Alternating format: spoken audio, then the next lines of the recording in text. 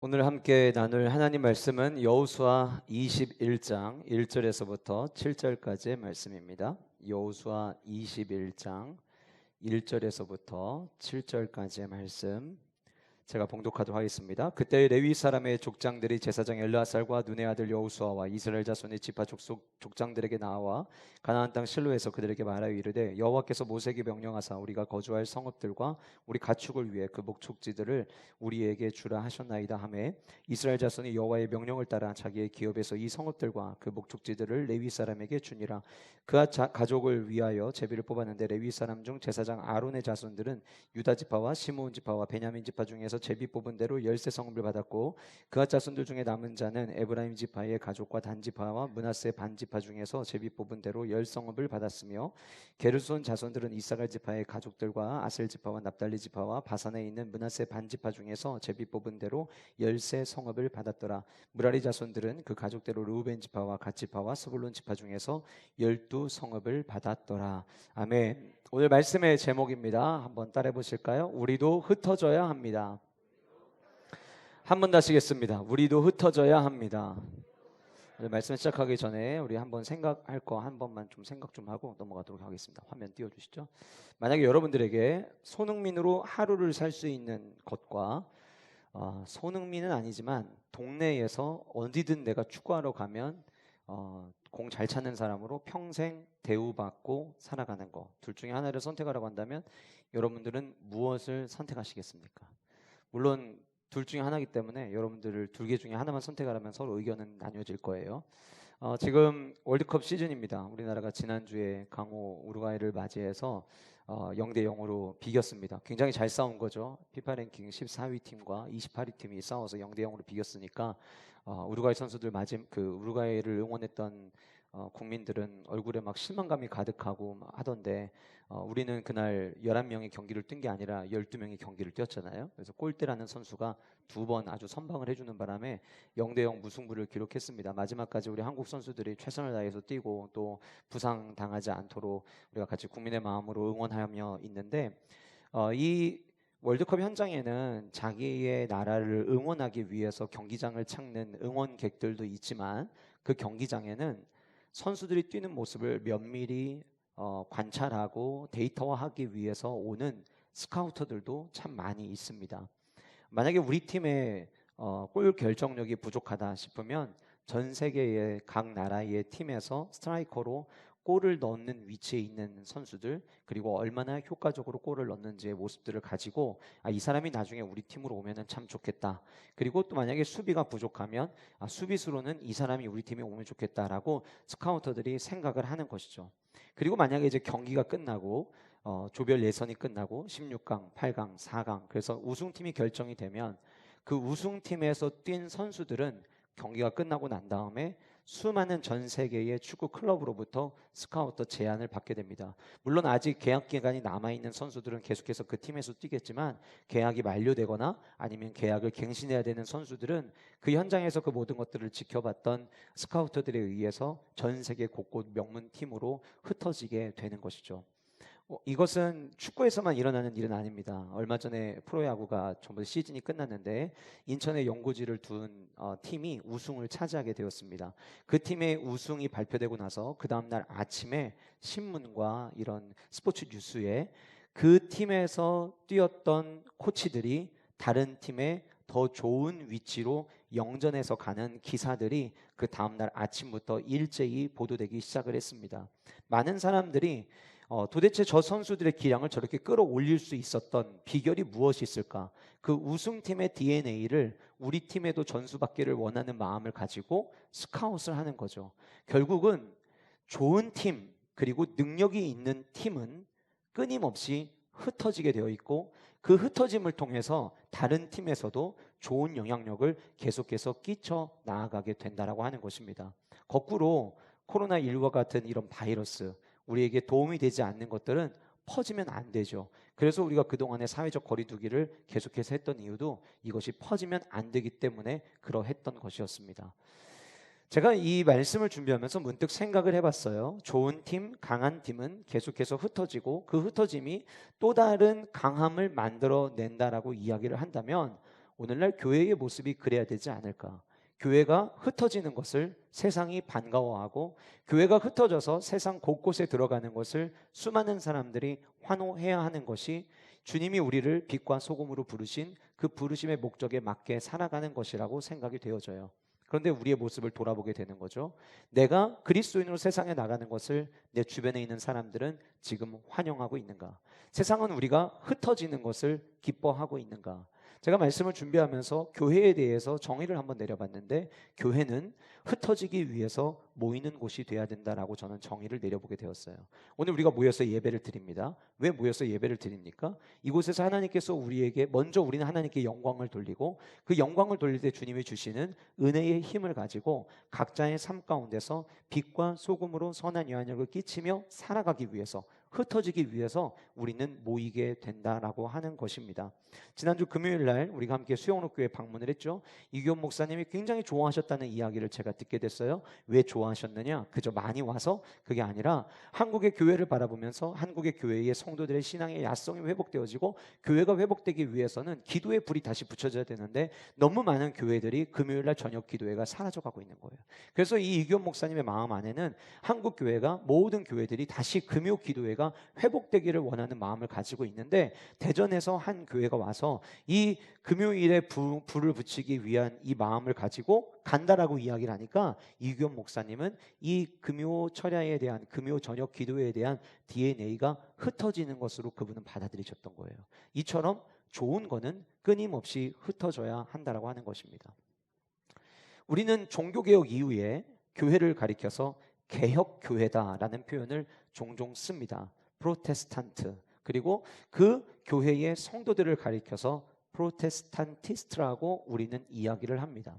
제가 오늘 예배를 준비하면서 우리가 누구냐에 대한 정의를 내릴 때에 우리는 프로테스탄티스트이며 동시에 우리는 만인 제사장들이다 라고 하는 생각을 하게 되었어요. 우리가 누구라고요? 우리는 프로테스탄티스트.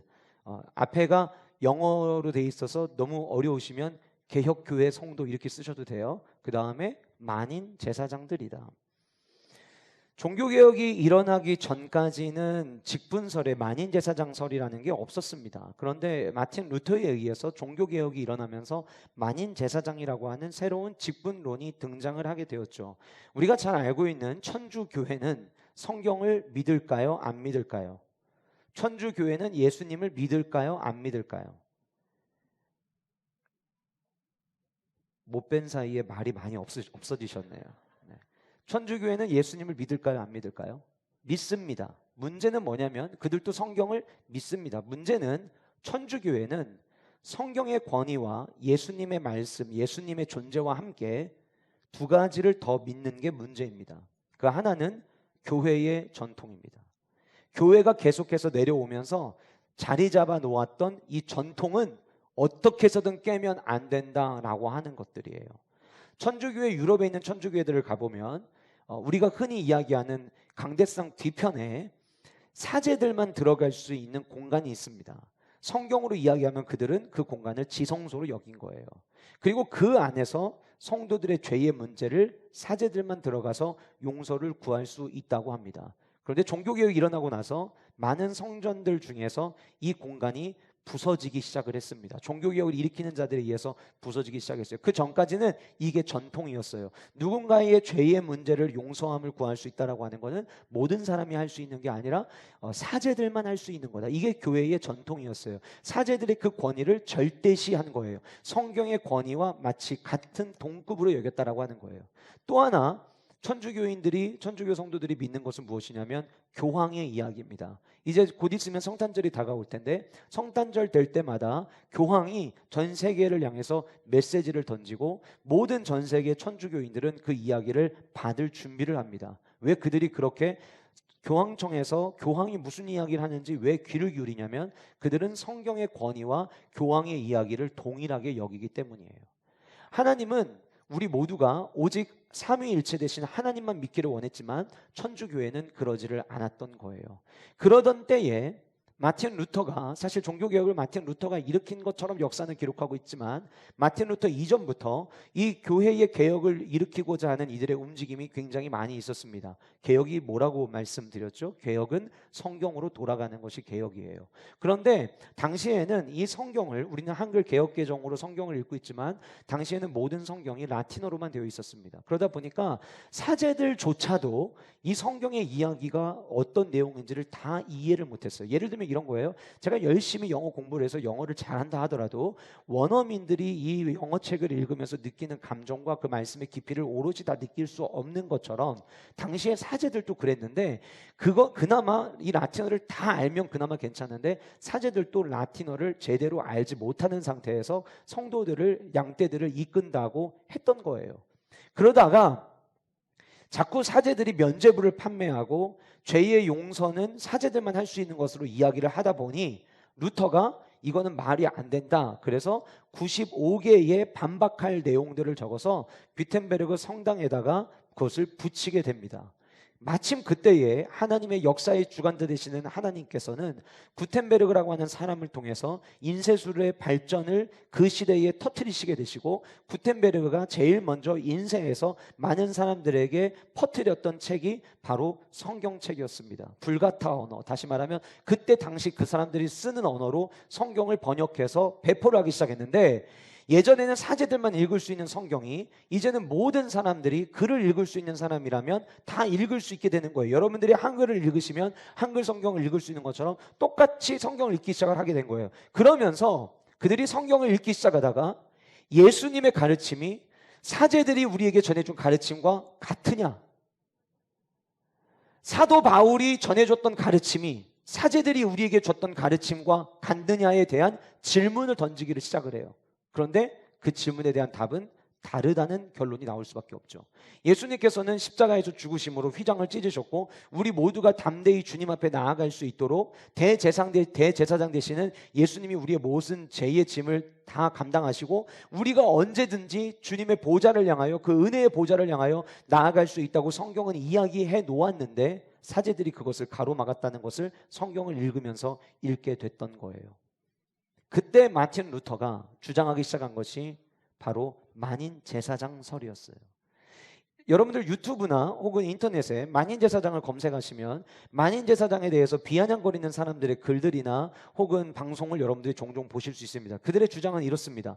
예수님이 대제사장이 되셔서 십자가에 못 박혀 죽으심으로 이제는 제사장과 대제사장의 직분 자체가 없어졌는데 왜 없어진 그거를 자꾸 교회가 만인 제사장론이라는 거를 이야기하면서 왜 예수님이 무너뜨린 제사장을 다시 부활시키느냐, 이렇게 이야기를 해요. 지금 교회 가면 제사 드리느냐, 제사 안 드리는데 왜 너도 나도 할 것 없이 우리가 제사장이라고 이야기하느냐, 그래서 비아냥거려요. 근데 사실 여러분, 이렇게 이야기하는 사람들은요, 미안하지만 성경을 몰라도 너무 모르고 종교개혁의 역사적 배경을 몰라도 너무 몰라서 하는 이야기예요. 당시 마틴 루터가 이 만인 제사장론을 이야기하게 됐던 이유는 무엇이었냐면, 사제들의 고유 영역인 줄 알았던 것이 고유 영역이 아니라 우리도 하나님 앞에 마음껏 나아가 죄 용서함을 구할 수 있고 행위로 구원을 받는 것이 아니라 오직 예수 그리스도가 나를 위해 죽으신 구원자 되심을 믿음으로 말미암아 구원을 받을 수 있다는 것을 자신들이 받아들이고 났는데, 성경의 가르침과 다르게 사제들은 자꾸 행위를 강조하고 사제들은 자꾸 자기들의 권위만을 이야기를 했던 거예요. 우리 모두가, 저도 그렇고 여러분들도 그렇고, 우리가 죄를 지으면 여러분들 저에게 나와서 저 지난주에 무슨 죄 졌어요 이야기하지 않잖아요. 그냥 예배하면서 하나님, 내가 지난주에도 말씀대로 살지 못했습니다. 누군가를 미워하면 안 되는데 내가 미워하며 살았습니다. 우리가 죄의 용서를 구하잖아요. 원래 그 일이, 그 직분이 누구만 할 수 있는 거였냐면 제사장만 할 수 있었던 거예요. 그래서 마틴 루터가 제사장들에게 주어졌던 죄 사함의 이 권한을 이제 우리 모두에게도 주셨다.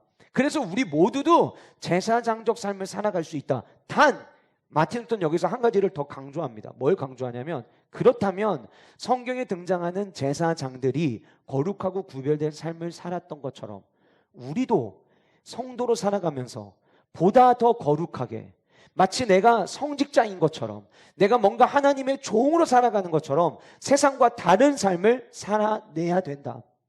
그것이 만인 제사장론이었다라고 하는 거예요. 제가 왜 오늘 말씀 본문을 읽고 이 만인제사장설에 대한 이야기를 여러분들에게 먼저 드리냐면, 오늘 본문에 등장하는 지파가 레위 지파입니다.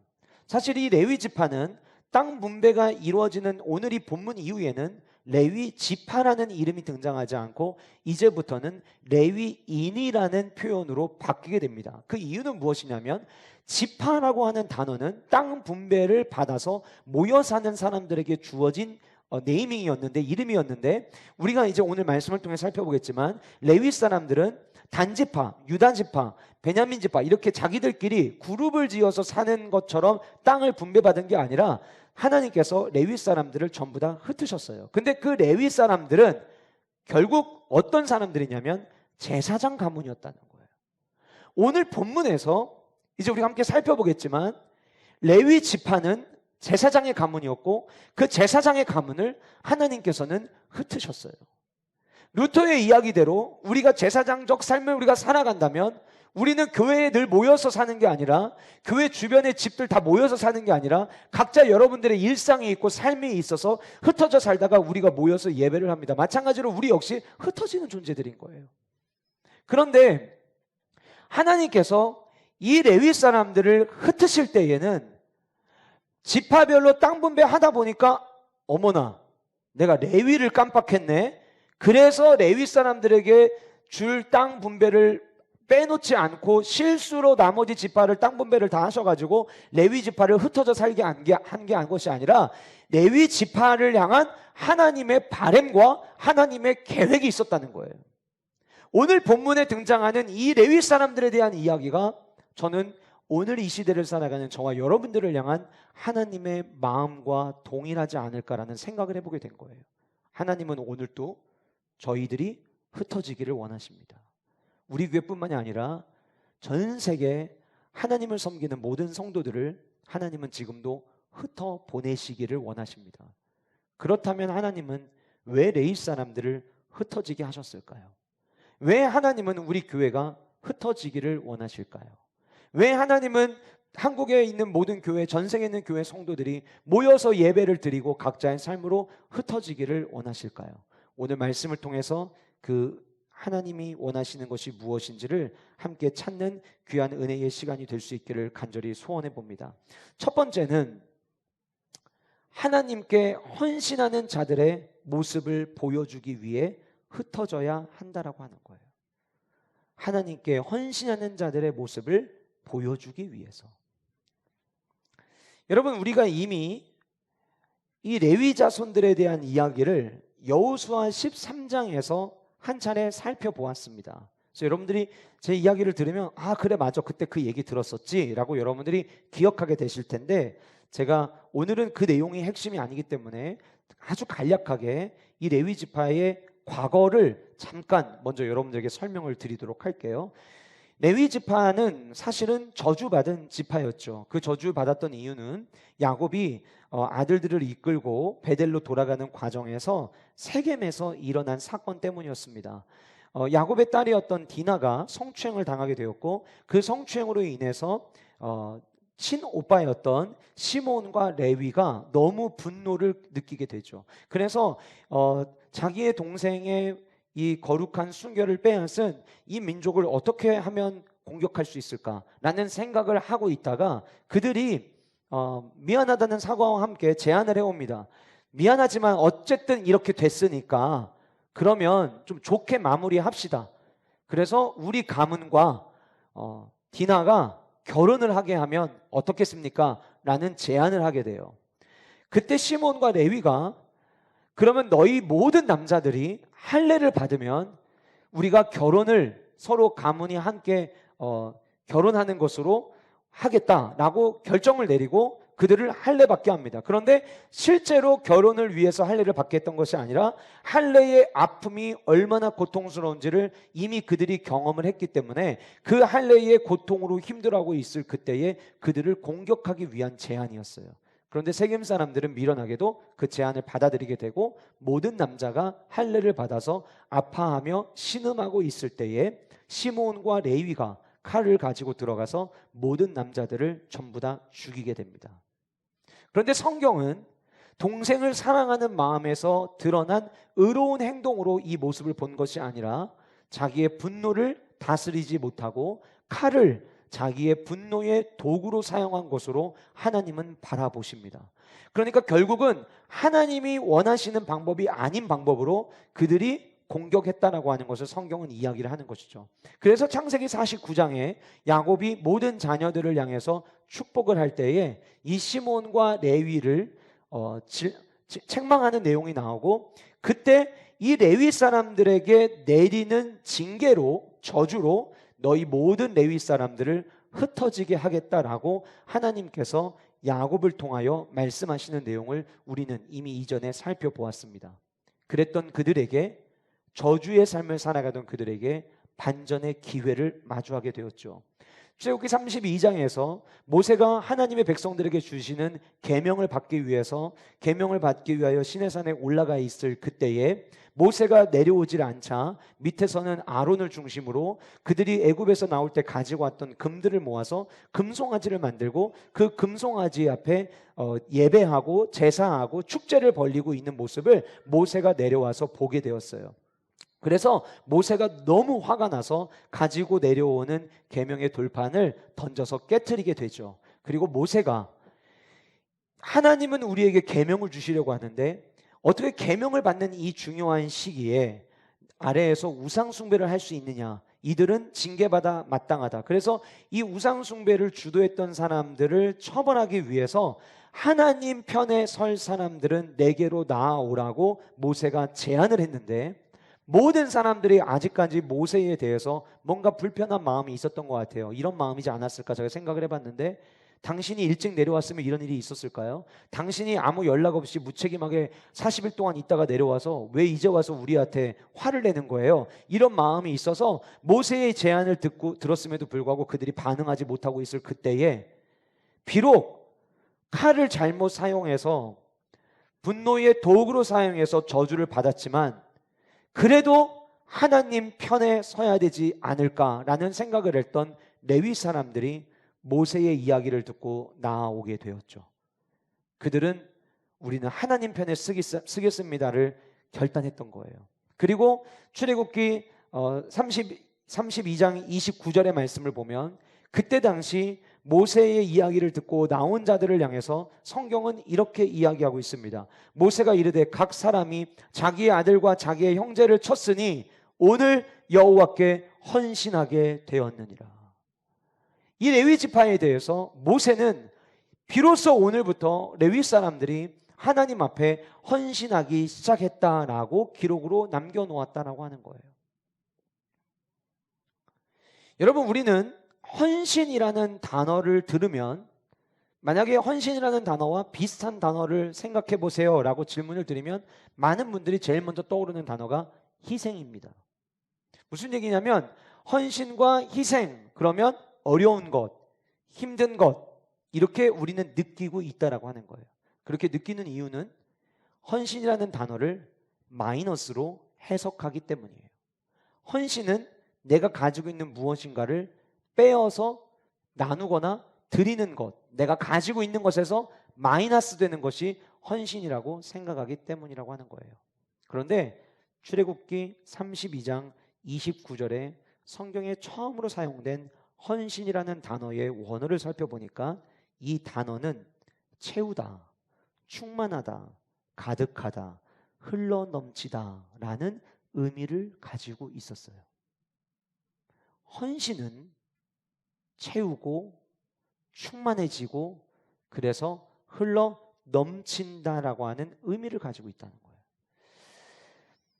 성경에 헌신이라는 단어가 종종 등장을 하는데요, 그 단어가 등장할 때 이 출애굽기 32장을 제외하고 사사기와 시편에서는 이 단어 앞에 다른 단어가 같이 붙여서 나오는 것을 우리는 보게 됩니다. 성경에 이렇게 이야기합니다.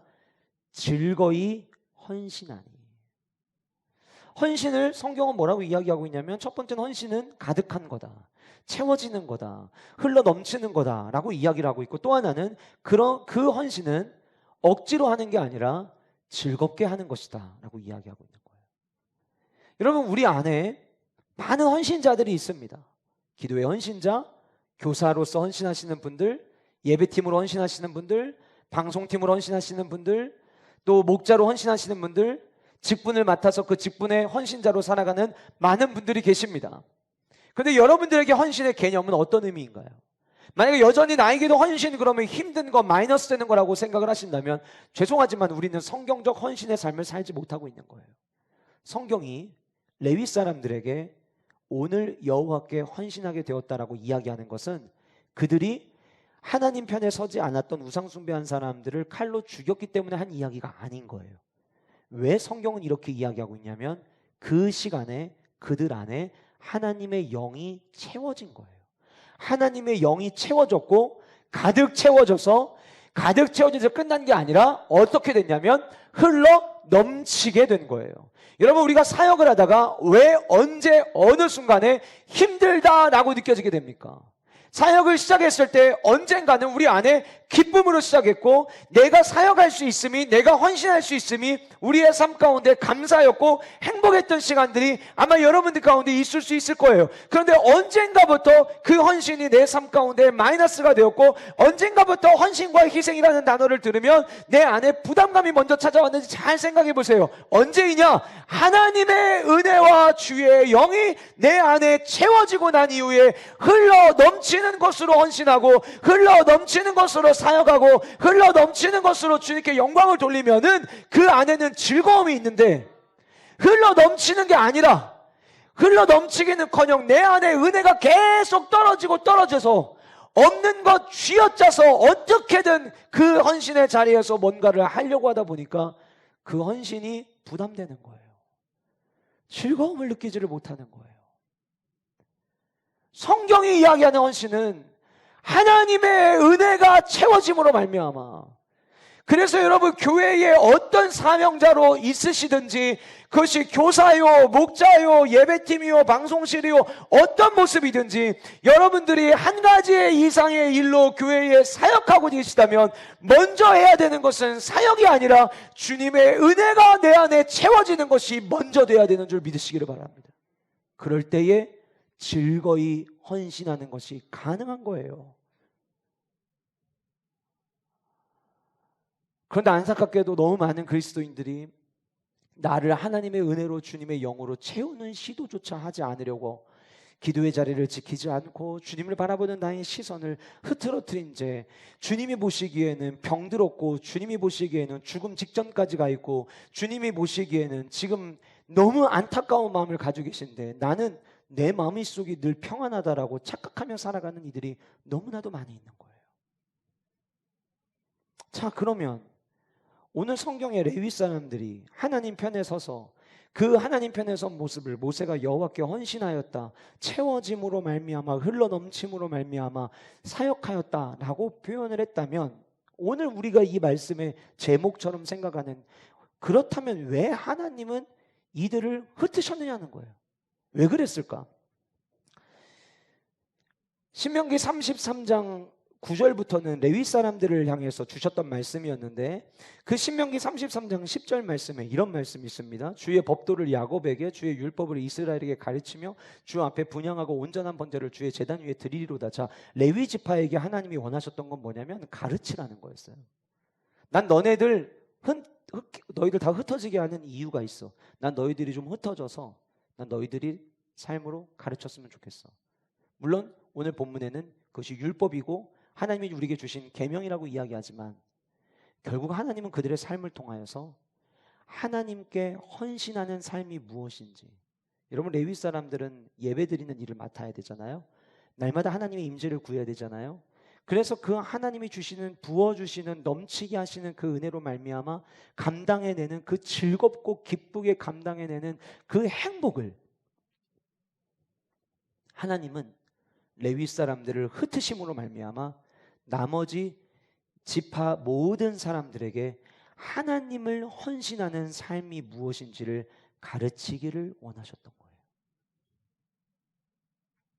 하나님이 우리 교회에게 오늘 이 말씀을 통하여 우리도 흩어지는 자가 돼야 되고, 우리도 하나님이 흩어지기를 원하신다면 하나님이 우리에게 요구하시는 것은 무엇이냐면, 저와 여러분의 한 사람 한 사람이 주님의 영으로 충만하고 주님의 은혜로 충만해져서 날마다 고갈 상태가 아니라, 날마다 부족한 상태가 아니라 날마다 흘러 넘치는 상태가 되어서 여러분들이 있는 곳에서 하나님을 섬기는 것이 무엇인지 삶으로 보여주는 성도의 삶을 살아내기를 주님은 원하신다라고 하는 거예요.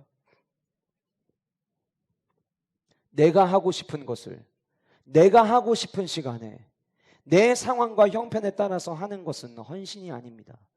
세상 속에서 내가 하고 싶은 일을 하는 것을 취미라고 이야기를 합니다. 취미와 헌신은 다릅니다. 교회 안에 헌신을 취미처럼 생각하는 이들이 많아지면 그 교회는 건강함을 잃어버립니다. 취미는 내 시간에 내가 하고 싶은 것, 내 형편에 따라 하는 게 취미예요. 그러나 주님의 부르심은 늘 주님의 은혜 채워짐으로 말미암아 내가 있는 곳이 어느 곳이든 그 길을 걸어가는 것, 그것이 헌신자의 모습이다라고 하는 거예요. 수영록교회 금요철에 참여하고 토요일 아침에 수영록교회 모든 기도사역을 디렉터 하시는 이현우 목사님, 우리 교회 성도님들과 함께 한 1시간 15분 정도 시간을 가졌습니다. 수영록교회가 어떤 사역을 어떻게 하고 있는지, 그 교회의 기도 사역이 어떻게 펼쳐지고 있는지에 대한 설명을 해줬어요. 물론 우리가 그 교회가 하는 모든 사역을 똑같이 따라할 수는 없는데요, 그 교회 안에 11개의 기도팀이 있고 그 교회 11개 팀 가운데 목사님께서 하나의 기도팀들을 소개를 해주시다가 이름을 얘기해주고 본인 스스로도 이 기도팀 이름 되게 이상하지요 라고 얘기했던 팀이 있었습니다. 저도 이야기를 들으면서 참 이상한 기도팀이다라고 생각을 했는데, 기도팀 이름이 기도 청소 중보팀이에요. 기도 청소 중보팀.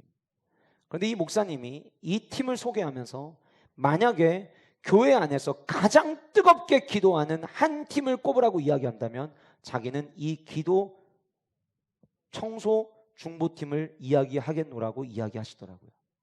수영록교회는 하루에도 주일에도 수만 명이 교회를 왔다 갔다 합니다. 예배 한 번이 끝날 때마다 수천 명이 예배를 끝나고 나갑니다. 그러다 보니까 예배가 시작되기 전 화장실을 가는 사람들, 예배 끝나고 나서 화장실 가는 사람들, 화장실이 계속 붐비고 청소할 게 너무 많은 거예요. 이분들은 뭐 하는 분들이냐면 그 예배 시작되기 전에 교회 전체를 청소하고 예배가 드려지고 있을 그때에 또 청소하고, 그래서 예배 끝나고 나온 예배드리러 오는 사람들이 쾌적하게 예배드릴 수 있도록 그 중간중간마다 계속 청소를 하는 거예요.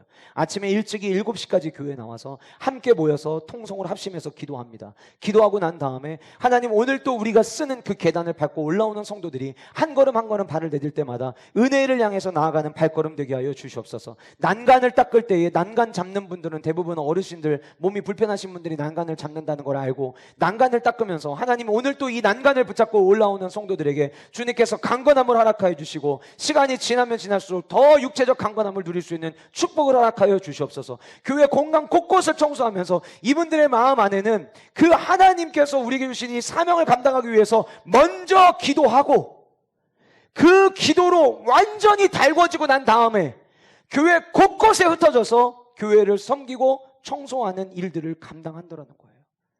그들이 가장 뜨겁게 기도할 수 있는 이유, 그들이 가장 행복하게 교회를 돌볼 수 있는 이유는 하나님의 영으로, 하나님의 은혜로 먼저 채우는 시간이 그들 안에 있기 때문인 거예요. 여러분들에게 어떤 직분이 있고 어떤 사명이 있으십니까? 그 사명은 그동안에 해왔던 걸로 하는 게 아니라 그 사명을 위해서 날마다 새로운 포도주를 내 새로운 부대에 붓는 과정이 우리에게 필요한 거예요.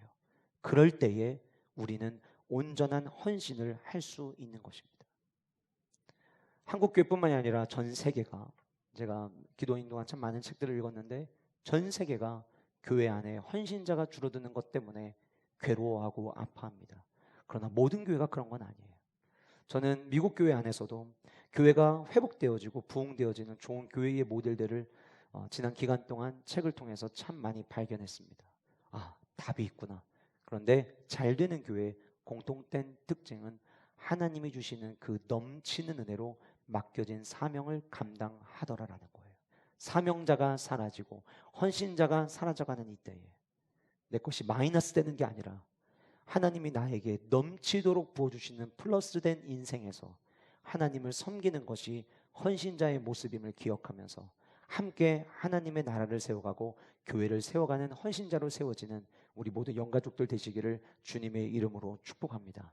두 번째로, 하나님은 우리를 왜 흩으시기를 원하실까? 그 이유는 세상을 품어주기 위해서 우리는 흩어져야 한다라고 하는 것입니다. 세상을 품어주기 위해서.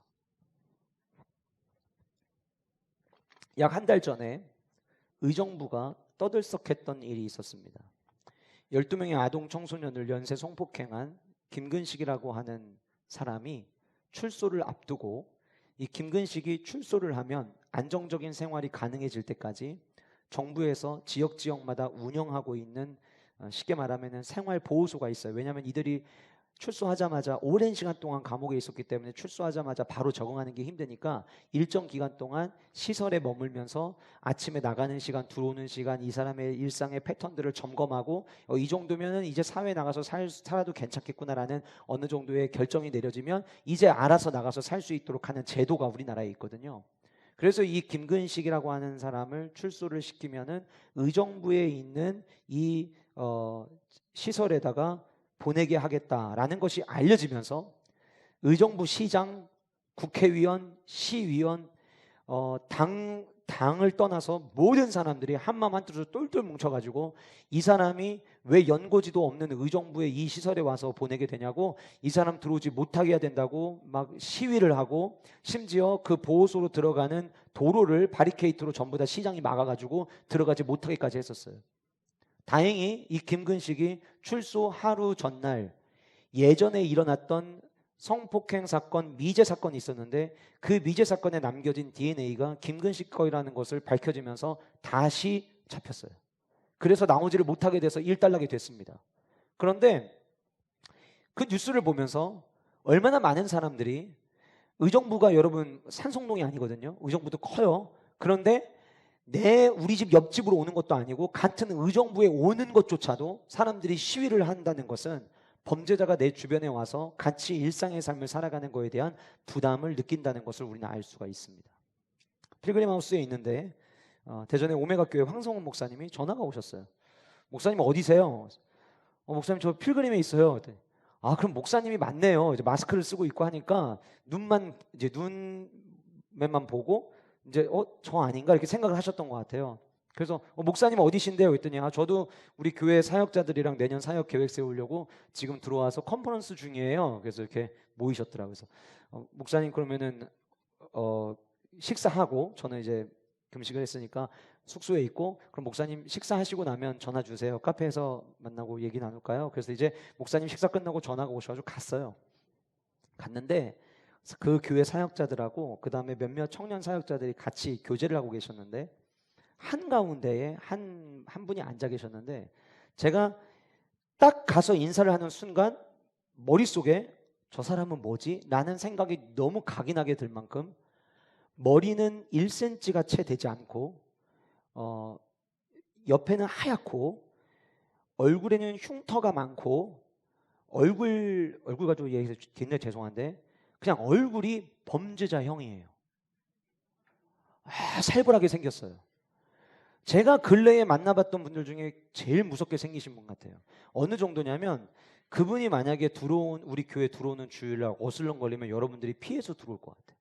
그 정도로 얼굴이 무섭게 생기신 분이 앉아 계시는데, 한 분 한 분을 저에게 황성욱 목사님이 소개해 주시는데 저한테 뭐라고 소개를 해주시냐면 마약 중개하던 분이에요. 그러는 거예요. 얼굴과 이게 너무 일치를 하는 거예요. 정신줄 놨으면 아멘 할 뻔했다니까요. 너무 일치를 해서. 그리고 나서 저는 처음에 농담인 줄 알았어요. 왜냐하면 그 얘기를 꺼냈는데 주변에 있는 분들이 막 웃으면서 대해가지고 얼굴 생긴 게 마약 파는 사람처럼 생겼다고 농담하시는 거구나라고 생각을 했는데, 대화를 하다 보니까 그게 아닌 거예요. 이분이 어릴 때에 아버지가 한국에서 교수님이었어요. 그러니까 굉장히 명문 가문인 거죠. 그러나 어느 날 아버지가 미국으로 이제 공부를 더 하고 미국으로 가서 살겠다고 떠나면서 가족들을 다 데리고 갔는데, 지금이야 이제 좀 옛날보다는 덜하지만 그때만 하더라도 이분이 지금 올해 52살이시거든요. 근데 자기가 미국 건너갈 때만 하더라도 동양인 완전 원숭이 취급을 한 거예요. 그러니까 자기가 자기를 보호하지 않으면 안 됐던 거예요. 그래서 이분이 미식 축구를 했어요. 미식 축구를 해서 학교에서도 꽤 나름 주전으로도 뛸 만큼 미식 축구가 여러분 다 덩치가 커야만 하는 게 아닙니다. 미식 축구는 작고 날쌘 사람도 필요하거든요. 이분은 그렇게 크진 않아요. 저보다 조금 작으신데 몸이 아주 그냥 다부지게 생겼어요. 그래서 미식 축구를 했는데 미식 축구를 하다가 무릎이 다치면서 더 이상 운동선수로 뛰지를 못하게 된 거예요. 나를 보호하기 위해서 운동을 했는데 자기 삶이 다 망가지기 시작을 하면서 이분이 갱에 들어가기 시작을 했어요. 제가 물어보지 않아도 갱에 대해서 너무 자세히 얘기를 해주시더라고요. 갱은 한국의 조폭이랑 다르대요. 한국 조폭은 서로 주먹질하고 싸우는데 미국의 갱은 싸우질 않는데요. 그냥 총만 갖고 다니다가 마음에 안 들면 죽인대요. 그런데 이분이 갱으로 살면서 사고를 치고 사람을 죽였습니까? 라고 한 목사님이 직접적으로 물어보니까 제가 목사가 되고 다 모든 용서를 구한 상황에서 얘기하는 거는 그냥 상상들 하세요. 이러고 끝내시더라고요. 그런데 그분 다리에 총알 맞은 흔적이 2곳이 있었어요. 무슨 얘기냐면 갱들이랑 총싸움하면서 자기도 맞고 누구 자기도 쏘고 그러면서 이분이 이렇게 얘기하더라고요. 아니, 내가 쏜 총에 누군가도 맞았겠죠. 누군가도 맞았으면 뭐 갔을 수도 있죠. 이렇게 얘기를 하시더라고요.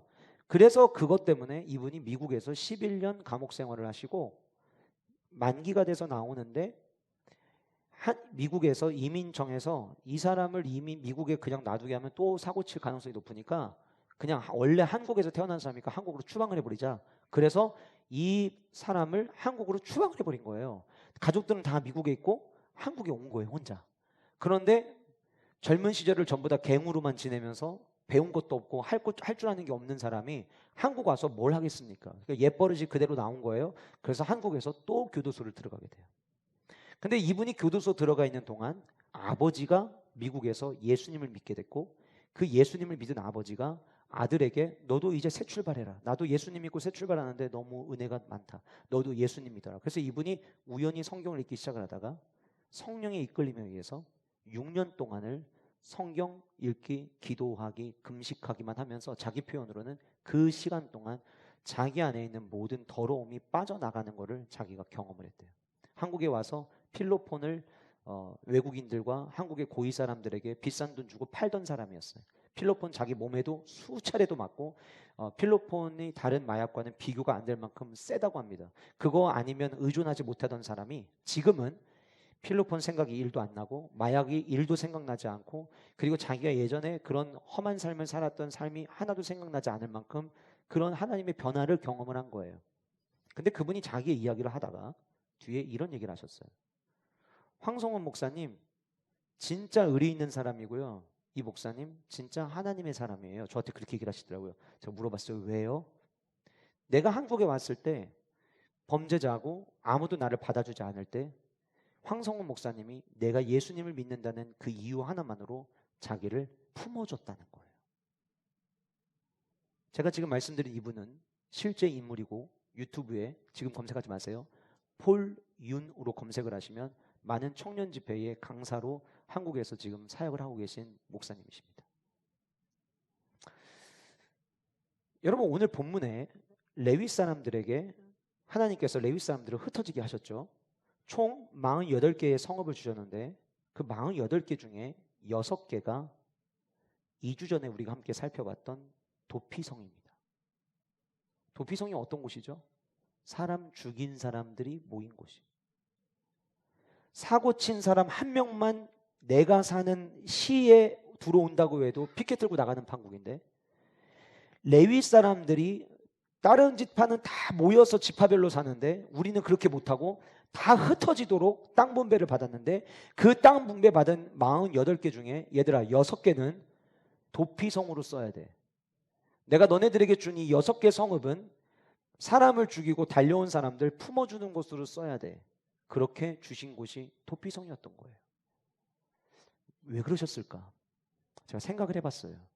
하나님의 눈으로 이미 분노의 칼을 잘못 휘둘렀다가 하나님 편에 서기로 결정한 그 사람들이야말로 늘 하나님 앞에 예배자로 살아가는 그 레위 사람들이야말로, 왜냐하면 오늘은 땅 분배까지 끝난 사건이잖아요. 그러니까 이미 창세기 출애굽기가 지나고 난 이후잖아요. 그리고 그들은 제사장 가문으로 살아오고 있잖아요. 하나님이 생각하신 거예요. 누가 도피성으로 도망오는 그 사람들을 품어줄 수 있을까?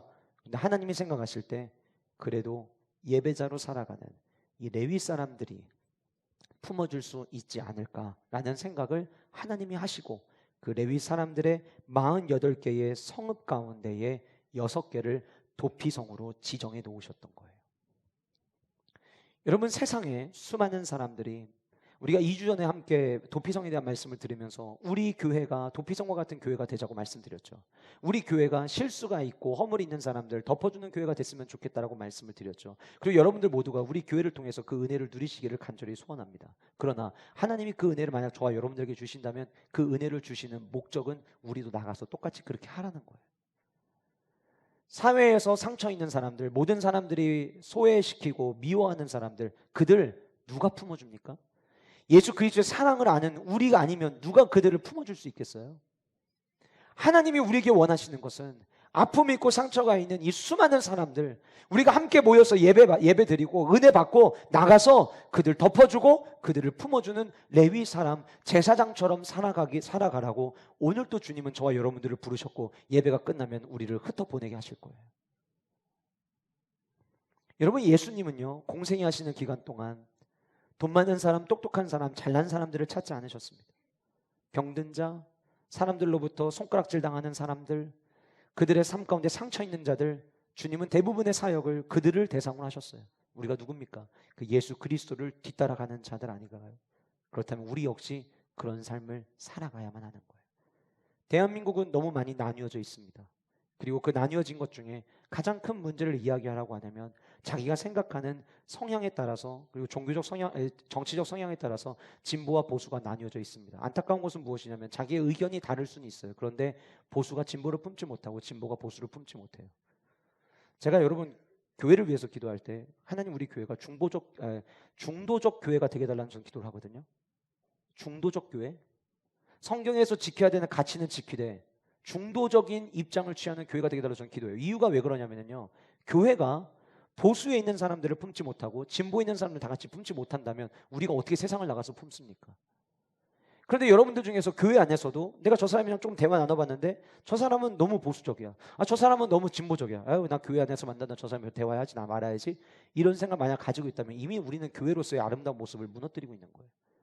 너무 재미나게도요, 경상도 지역에 가면 진보적인 이야기 내는 사람들 교회에서 완전 매장당합니다. 전라도 쪽 가잖아요, 보수적인 이야기 하잖아요, 교회에서 매장당합니다. 하나님이 우리에게 주신 사명은 모두를 품으라는 사명인데 나랑 다르다는 이유로 정죄하고 밀어내는 모습들이 너무나도 많이 있어요. 그래서 저는 우리 모두가 서로 다르더라도 그것이 성경적 가치에서 어긋난다면 그거는 우리가 배격해야 되고 끝까지 싸워야 될 문제겠지만, 그렇지 않는다면 함께 품어주고 함께 가는 그런 교회 공동체가 됐으면 좋겠어요. 제가 읽었던 책 중에 한 번에 한 사람이라는 책이 있습니다. 카일 아이들몬이라고 하는 사람이 쓴 책인데요, 이 책에 아주 인상 깊은 에피소드가 하나가 등장합니다. 이 카일 아이들몬이 아들과 함께 콜로라도에 있는 스키장을 방문을 하게 됩니다. 스키장에서 아들이 스키를 잘 타고 또 목사님 스키 타는 걸 좋아해가지고 1년에 한 번씩 이렇게 스키를 타러 가는데, 산 정상에서부터 가장 협곡이 흔히 그 책에서는 그 목사님이 악마의 코스로 불려지는 곳이라고 이야기를 하더라고요. 그곳에 가서 아들과 함께 스키를 타고 내려오기 시작을 합니다. 그런데 아들이 아무래도 아빠보다 훨씬 더 유연하지 않겠어요? 그러니까 출발은 같이 했는데 이내 시간이 지나자마자 아들이 눈앞에서 시야가 사라진 거예요. 그렇게 한참을 타고 내려오는데 절반쯤 내려왔을 때 한 사람이 쓰러져 있는 것을 이 카이들몬 목사님이 발견하게 됩니다. 스키는 벗겨져서 사방에 흩어져 있고 잡고 있던 스틱 폴도 다 흐트러져 있고, 그래서 이 스키 타러 가면 종종 그렇게 넘어지는 사람들, 다친 사람들이 있으니까 이 목사님이 스키 타고 내려오면서 조심해 타야 되는데 저 급하게 타다가 저렇게 다쳤나 보구나 하고 내려오다가 지나치고 내려오다 생각을 해보니까 내 아들이 입은 스키복이랑 똑같은 옷이었던 게 생각이 난 거예요. 그리고 가서 보니까 아들이었던 거예요. 이 목사님이 이 책에 그때 당시에 자기의 상황을 글로 이렇게 표현합니다. 자, 그대로 읽어드릴게요. 쓰러진 사람이 낯선 사람에서 내 아들로 바뀌는 순간 내 감정은 더 이상 단순한 안타까움이 아니었다. 말 그대로 내 가슴이 찢어졌다. 이제 그 아이를 돕기 위해서라면 내가 못할 일은 없었다. 그 순간 아무도 나의 행동을 말릴 수 없었다. 지나치면서 남이라고 생각했을 때는 그냥 안타까운 동정의 마음이었어요. 그런데 그 사람이 내 아들이라는 걸 발견한 순간 동정에서 긍휼로 바뀌게 된 거예요. 자, 그러면 동정과 긍휼의 차이는 무엇이냐? 동정은 그냥 안타까워하는 거예요. 안 됐다. 이거 동정이에요. 긍휼은 그 어려움에 빠진 사람이 내 이야기가 되는 거예요. 그 사람의 스토리가 나랑 직접적인 스토리가 되는 거예요. 그러면 어떻게 되느냐? 동정이 있을 때는요, 안타까워하고 지나칠 수 있어요. 그런데 이 책에서 저자가 이야기하듯이 내 아들이라는 것을 아들임으로 쓰러진 사람이 누구인지를 알아차린 그 순간부터 내가 못할 일은 하나도 없었다. 그 가파른 길에서 이 아들을 이끌고 내려오고 도와주고 하는 이 모든 역할, 남들이 봐도 위험해 보이는 그 역할이지만 이것이 나와 상관없는 사람이 아니라 내 아들임을 알고 난 이후에는 내가 못할 일이 하나도 없어지는 거예요. 저는 우리가 이번에 사랑의 선물 상자를 준비할 때 동정으로 준비하지 않았으면 좋겠어요. 우리 모두가 긍휼로 준비했으면 좋겠어요. 뭐 어떻게 이것도 넣어줘? 아이, 그래, 넣어줘. 이게 아니라 아침들에 있는 20명의 아이들 성별과 그 아이들이 뭘 갖고 싶어 하는지, 때로는 야, 우리가 섬김을 하면 그냥 주는 대로 받지 뭘 이렇게 요구가 많냐? 얘는 또 왜 이렇게 또 하필이면 또 비싼 장난감을 또 사달라고 그래. 처음에 아무 생각 없이 장난감 뭐 한 2, 3만 원 하겠지. 애들 어릴 때 키우셨던 분들. 그리고선 갔는데 막 7만 원, 10만 원 이러면은 내가 이걸 괜히 갖고 왔나? 막 이럴 수 있잖아요. 그런데 그렇게 동정하는 게 아니라 이 아이가 만약에 내 아이라면, 이 아이가 만약에 내 아들의 아이고 내 딸의 아이라면 나는 어떤 선물을 해줄까? 그러면요, 그 아이가 원하는 거 사주고 플러스 알파, 베타, 감마 막 들어가는 거예요. 막 더 주고 싶은 거예요. 늘 아이들만 선물하다가 이 아이를 홀로 낳고 남편 없이 혼자 아이를 기르는 이 미혼모들 얼마나 힘들을까? 내가 이 엄마들을 어떻게 격려할 수 있을까? 나이를 보니까 어떤 분들은 여러분들 가운데 나랑 나이가 동갑이네, 친구네. 나도 지금 가정을 이루고 남편과 함께 아이를 키우는 것도 이렇게 힘든데 이 엄마는 얼마나 힘들까? 아침에 아이 유치원 보내고 혼자 나가서 열심히 일해서 집값 내고 아이 식비 대고 얼마나 힘들까? 어떻게 하면 내가 이 친구를 혹은 이 딸 같은 이 사람을 내가 어떻게 도와줄 수 있을까? 긍휼한 마음으로.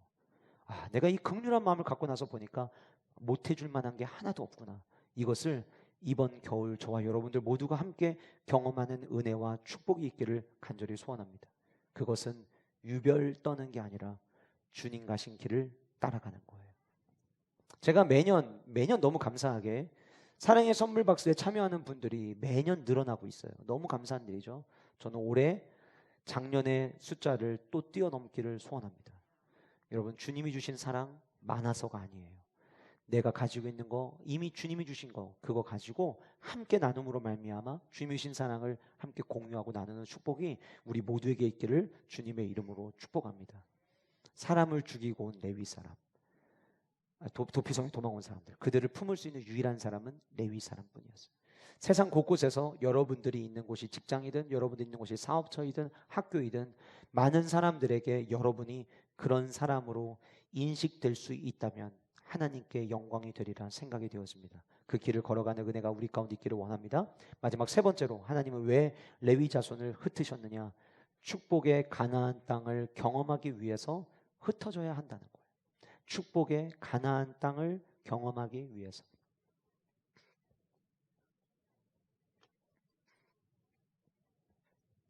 잠깐 지도 보시겠어요? 글씨는 다 안 보여도 괜찮습니다. 제가 깃발을 다 세워놨습니다. 깃발 세운 곳이 레위인들의 성읍이고 그 다음에 우리가 이전에 이미 살펴봤던 도피성이 빨간색 깃발입니다. 그 도피성 빨간 깃발, 파란 깃발이 다 합해서 총 48개예요. 학자들이 요단강 동편 서편의 땅을 이 48개의 성읍으로 나눠봤어요. 나눠봤더니 평균 15km당 레위인의 성읍이 있는 것으로 드러나게 됐어요. 제가 필그림에 있는 동안 이제 하루 종일 앉아 있으니까 허리 운동을 위해서 하루에 1시간 정도, 1시간 반 정도, 어떤 날은 한 2시간 가까이 이렇게 걸으면서 이렇게 시간을 보냈었거든요. 그러면 이제 귀에다가 오디오북 꽂고 때로는 성경, 내년에 우리가 읽게 될 성경 본문 계속 들으면서 걷고 하는데, 제가 하루는 2시간, 거의 2시간 조금 못되게 걸었는데, 제가 걸음이 조금 빨라요. 키가 작아도 걸으면 빠를 수 있어요. 그래서 2시간 동안을 걸었는데 얼마를 걸었나 나중에 휴대폰을 보니까 12km를 걸었더라고요. 한 2시간이 안 되는 시간에 12km를 걸었어요. 그러면 빠른 걸음으로 걸으면은 레위의 성읍이 통계적으로 봤을 때 한 2시간 반, 3시간 정도면은 도착할 수 있는 거리들에 레위인들의 성읍이 있었다는 거예요. 자, 그러면 이제 질문하는 거죠. 왜 이렇게 많은 곳에 레위인의 성읍을 흩으셨을까? 레위는 예배하는 지파입니다. 제사장 지파입니다. 자, 이들이 가나안 땅에 들어와서 정복 전쟁을 펼칠 때에는 모두가 원팀이 돼서 함께 움직이고 함께 전쟁을 했어요. 그런데 이제는 땅 분배가 끝나고 자기가 분배받은 땅으로 들어가 살게 됩니다. 자, 그런데 그 안에 이미 예전에 여호수아와 그의 군대가 전쟁을 해서 다 전멸한 게 아니에요. 들어가면 여전히 그 땅 안에 남겨져 있는 사람들과 전투를 계속해야 돼요. 언제까지 전투를 했냐면 다윗 시대까지 전투가 계속돼요. 성경의 역사를 보면. 그러니까 들어가서 싸워야 되는데, 우리가 이미 가나안 땅 정복하기 위해서 이스라엘 백성들 여호수아 군대가 싸울 때 그 전쟁을 여호수아와 그의 군대가 잘 싸워서 얻었나요? 아니죠. 어떻게 이겼죠? 하나님이 그들과 함께 하심으로 말미암아. 한번 따라 보실까요? 전쟁은 여호와께 속한 것이다. 전쟁이 여호와께 속했다라고 하는 것을 이 여호수아와 그의 군대가 삶으로 뼈저리게 경험을 했어요. 자, 그런데 그럴 때마다, 그들이 전쟁에 나갈 때마다 그들은 레위 지파 사람들을 중심으로 예배하고 제사하고 하나님께 영광 돌리면서 한 곳 한 곳을 정복해 나갔는데, 이제는 지파별로 흩어져 있고 레위 지파는 따로 있단 말이에요. 그러니까 하나님께서는 이 가나안 땅, 축복의 땅 가나안 땅을 오롯이 그들이 다 누리려면 지금까지도 하나님과 함께 싸워 이겼던 것처럼 앞으로도 그렇게 싸워 이겨야 된다라고 하는 공식을 하나님이 가지고 계셨고, 이를 위해서 레위 사람들을 모든 지파에 다 흩으셨던 거예요. 무슨 얘기입니까? 너희들의 전쟁은 내가 너희들과 함께 할 때 이기는 거야. 너희들의 전쟁의 승리는 너희들이 나를 바라보고 예배자로 살아갈 때에 승리를 맛볼 수 있는 거야. 너희들이 이 축복의 땅 가나안을 오롯이 다 경험하기 위해서는 날마다 나와 함께 동행하고 제사장들의 예배의 삶을 너희들이 눈으로 목격하면서 어느 곳에 있든지 그곳이 예배의 자리가 되고, 어느 곳이 있든지 하나님과 동행하고, 어느 곳이 있든지 주님을 경배하는 자로 살아갈 때에 내가 너희들에게 약속한 그 축복의 땅 가나안 땅을 너희들이 온전히 누릴 수 있어 라고 하는 메시지를 하나님은 레위 사람들을 흩으시면서 들려주셨던 거예요. 이 하나님의 마음은 오늘도 동일합니다. 대한민국이 어떻게 하면 복받을 수 있을까요? 모든 성도가 레위인처럼 예배자로 하나님과 함께 동행하는 자로 흩어지면 대한민국은 살아납니다. 여러분들의 가정 어떻게 살아날 수 있습니까? 여러분들이 하나님과 동행하는 그 한 사람이 되어서 여러분들의 가정에 하나님을 예배하는 예배의 분위기로 여러분들이 바꿔나가고, 여러분들의 사업의 현장, 여러분들의 직장 생활 속에서 여러분들이 그 한 사람의 예배자로 오롯이 서게 되는 그날, 하나님은 가나안 땅의 그 축복을 여러분들의 삶 속에서 경험하게 하실 거예요. 그래서 하나님은 우리를 흩어 보내기를 원하십니다. 우리 모두가 그래야 돼요. 교사 선생님들, 목자 되시는 분들, 하나님이 내게 직분 주셔서 직분자로 살아가신 우리 모든 분들, 여러분 하나님과 날마다 동행하십시오. 입술로 동행하고 있다고 해서 동행하는 게 아니에요. 내 삶으로 진짜 하나님과 동행하는 삶을 살아내야 돼요. 그럴 때 그 삶에 승리가 있습니다. 하나님과 함께하지 않으면 주님이 약속하신 축복의 땅을 다 누릴 수 없습니다. 저와 여러분들을 향한 하나님의 계획이 있습니다. 여러분, 어느덧 2022년 시작한 게 엊그제 같은데, 언약갱신 예배 말씀 가득 받은 게 엊그제 같은데 벌써 이제 한 달 안 남았잖아요. 함께 정복합시다, 함께 정복합시다. 예배 시간마다 얘기했는데 여러분들 안에 이런 생각 가지고 계신 분들 계실 수 있어요. 함께 정복합시다 해서 11월까지 왔는데 내 삶에 아무 일도 안 일어났는데 그냥 슬로건이었네.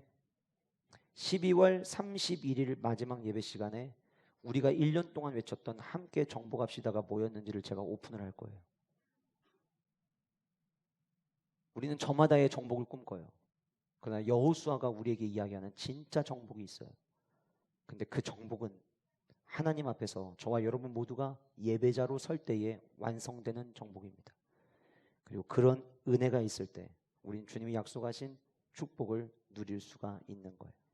제가 오늘 설교 시작하면서 이미지 하나 띄워드렸죠. 손흥민으로 하루 살기, 그 다음에 평생을 동네 축구에서 1인자로 대우받으며 살기.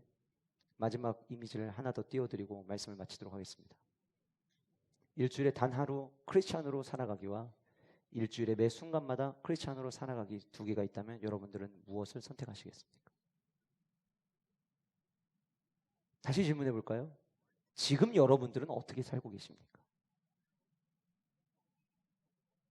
하나님이 우리에게 원하시는 것은 하루 동안 크리스찬으로 살아가고, 이건 참 속임수인데요.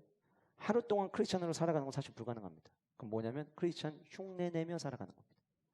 하나님이 저와 여러분들이 원하시는 것은 일주일에 하루 크리스찬 흉내내며 살기를 주님 원하시는 게 아니라 내가 있는 곳이 어느 곳이든 그곳을 예배 자리로 여기고 하나님과 동행하며 날마다 주님의 백성으로 살아가기를 원하십니다. 그런 한 명의 성도, 한 명의 성도들이 모여서 흩어질 때 여러분들의 가정과 직장과 사업이 바뀔 것이고 학교가 바뀔 것이고 대전 지역이 바뀔 것이고 나아가 이 나라와 민족이 바뀌게 될 겁니다.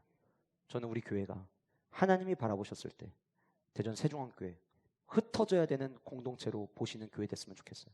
야, 니들은 어디 가면 안 돼. 야, 니들끼리만 모여있어. 니들 나가면은 일나. 야, 니들 나가면은 오히려 영광 가려. 그냥 니들끼리 모여있어. 거기서 지지고 볶고 해. 그런 교회 되면 여러분 아픔인 거예요.